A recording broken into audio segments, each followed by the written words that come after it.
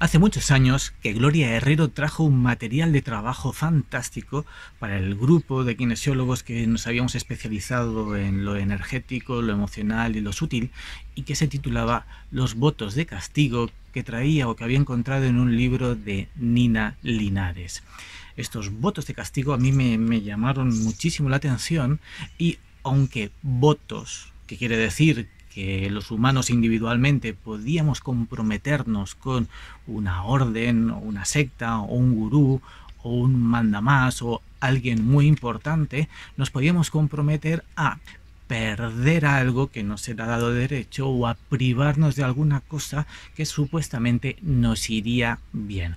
Esto que en un principio eran cuestiones individuales o que parece que han sido cuestiones individuales que los seres humanos pactaban o acordaban directamente con estos seres, cuando uno hace un recorrido a lo largo de la historia, parece que auténticamente ha sido un voto de la humanidad, o que son votos que se han asociado a la humanidad.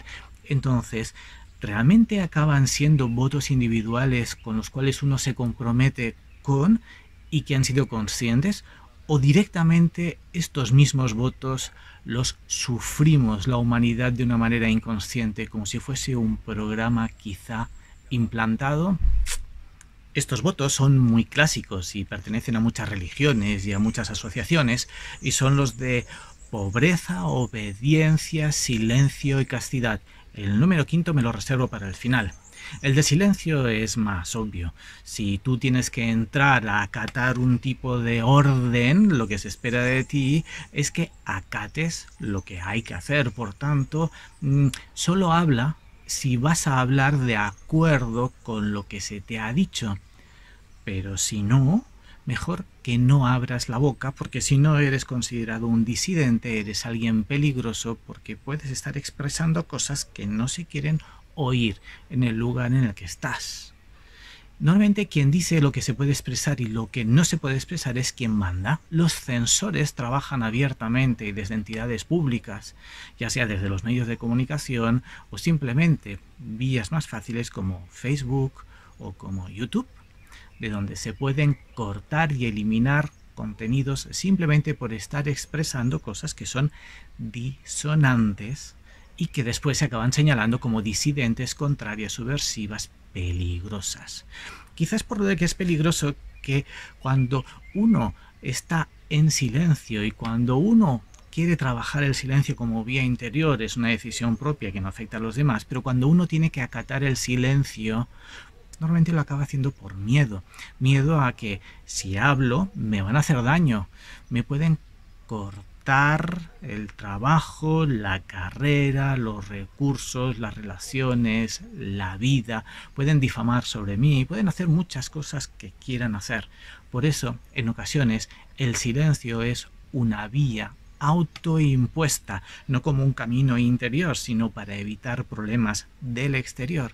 Y hoy en día estamos viendo eso de una manera tremenda, como hay muchos médicos, muchos ingenieros, muchos químicos que tienen muchas cosas que decir y que no las dicen por el miedo a ser separados de sus trabajos, a quitarles la licencia, el registro que tienen como colegiados. En definitiva, un sistema de dictadura que te prohíbe decir algo si es que piensas diferente. Y por cierto, ¿tú todavía te sacas fotos con eso que te tapa la boca, como muy orgulloso de llevar la boca tapada? Es lógico que haya gente que lo tenga que usar por razones de seguridad de su trabajo, pero hay muchas otras que no. Hay mucha gente que prefiere estar viviendo y relacionándose con la boca tapada. ¿Y eso es vivir? El silencio evidentemente viene impuesto por los que mandan. Y en la historia de la humanidad más o menos ha sido así, pero sobre todo ahora es muy evidente que los que mandan son delincuentes, son corruptos y que además no trabajan para el pueblo que los votó, sino para otros. ¿Cómo puede uno fiarse y obedecer de las órdenes que le da un delincuente y un corrupto que encima ha sido escogido para defender los intereses del pueblo y que acaba defendiendo los intereses de otro? ¿Cómo se puede obedecer eso? El silencio me lleva a la obediencia. No me queda otra. Cuando ya no puedo expresar lo que pienso, simplemente si quiero seguir, tengo que obedecer a lo que se me está diciendo para no ser perseguido o para no ser eliminado o quizá encerrado, que vendría a ser algo muy parecido. Así que la obediencia acaba siendo ese primer camino. ¿Y cómo se hizo ese primer camino? Al menos desde hace unos 150 años, extremadamente bien explicado en un TED del 2006 por Sir Ken Robinson, que pondré más abajo para poder ser localizado, donde explica claramente cómo el sistema de educación es una réplica del sistema militar, donde se aplican instrucciones a las personas para que estos los obedezcan ciegamente y sin rechistar. Y cuando acabamos obedeciendo todo sin rechistar, nos acabamos convirtiendo en esclavos. ¿Cómo es posible que aceptemos ser esclavos? Y, claro, por lo mismo, porque tengo miedo a que me maten, porque tengo miedo a que me hagan daño si no obedezco. Pero es muy curioso, gracias al experimento Milgram, que se repitió recientemente en una universidad y que os pongo el link para que podáis observar los resultados. Debido a un experimento donde con personal universitario es un estudio que se presenta para ver si realmente la educación avanza con sistemas punitivos, es decir, poder castigar a alguien cuando no resuelve bien una tarea, se llegó a comprobar que más del 50% de los participantes del estudio llegaron a causar daños lesivos y mortales de los que hacían de estudiantes en este experimento, simplemente porque una persona con autoridad científica les pedía que continuaran hacia adelante con el experimento para poder tener resultados fiables. Obedezco para que no me maten, pero cuando acabo obedeciendo, yo puedo matar a los demás porque me lo están pidiendo en nombre de la ciencia. Pero ¿desde cuándo obedecemos con tanta fuerza como para llegar a ser esclavos en esta medida? Primer voto de silencio, el segundo voto es el de obediencia.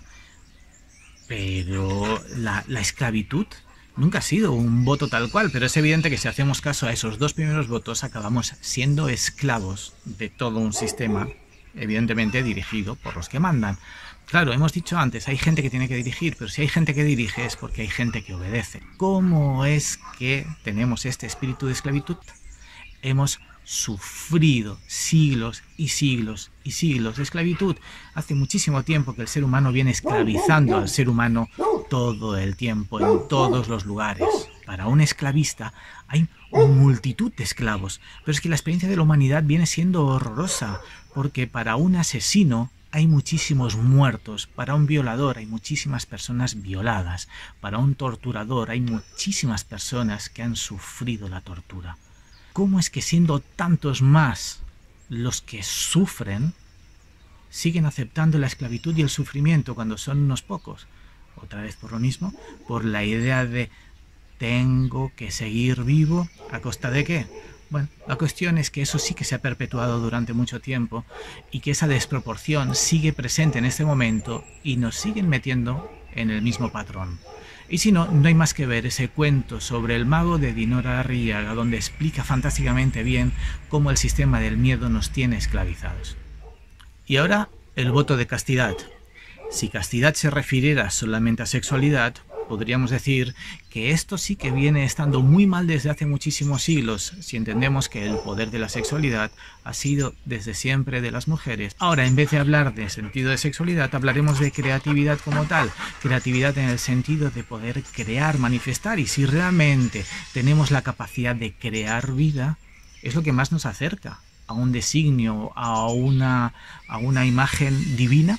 La creatividad es, pues, una condición que nos asemeja a lo divino. El divino es el primer creador y los seres humanos también podemos ser creadores, creadores de vida, pero creadores de cualquier otro tipo de circunstancia interior que surge precisamente de procesos de inspiración, de procesos de producción, de sacar algo que es inherente, que es vital y que está en el interior y que se acaba manifestando en el exterior y que acaban siendo muchas veces cosas que son nuevas, cosas que acaban sorprendiendo, pero las cosas que son nuevas y que acaban sorprendiendo generan una amplitud de mente, y la amplitud de mente se considera de nuevo un riesgo porque puede generar un pensamiento que puede dar una voz disidente.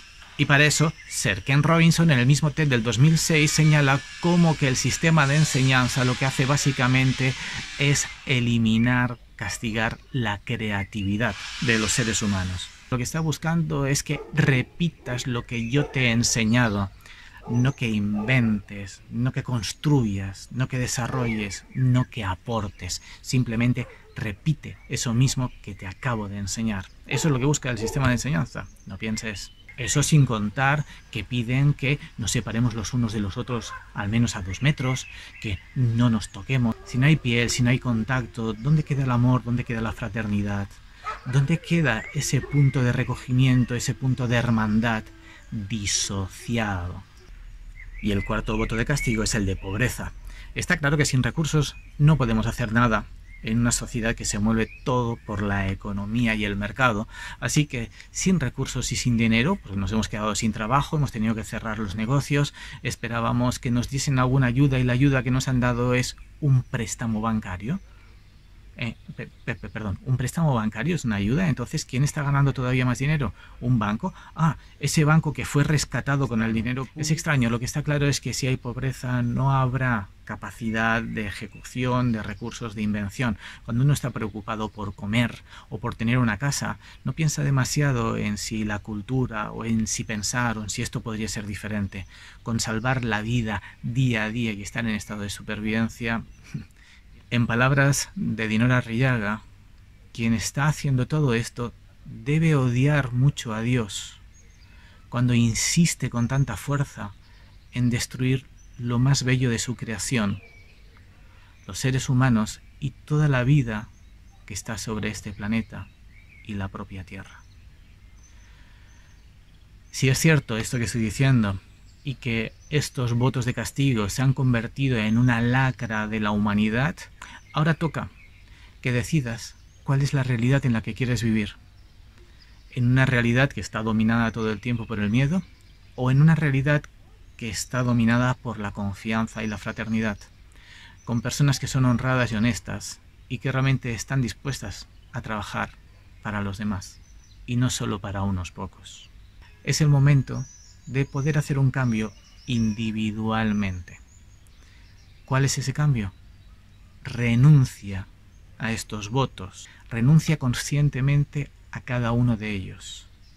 Silencio, obediencia, castidad, pobreza, y permíteme que te lea la liberación del quinto voto. Y si quieres, en el momento en que yo voy a hacer un silencio, tú podrás poner tu nombre para que eso también se cumpla en tu propia individualidad. Solo si quieres hacer eso, solo si quieres cambiar.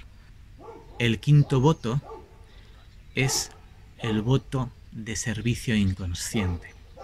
Y dice así: yo renuncio aquí y ahora al voto de servicio inconsciente que haya podido realizar en esta o en otras vidas, de forma consciente o inconsciente, libre, confundida u obligadamente. Y aquí y ahora entrego a mis guías espirituales más elevados en la luz de la conciencia este voto, al cual renuncio, para que mi vida a partir de ahora entregue mi servicio a mí mismo y a mi prójimo, siempre dentro de la ley que rige mi propia evolución y según mi nivel de conciencia en cada momento, ya que reconozco que yo soy ahora un ser de luz al servicio de la luz por el bien de la humanidad y que la ley del amor empieza por el que me debo a mí mismo. Que mi compromiso espiritual conmigo mismo, fluya siempre, a partir de ahora, dentro de la ley del amor, la fraternidad, la alegría y la prosperidad. Que así sea, así es y así será.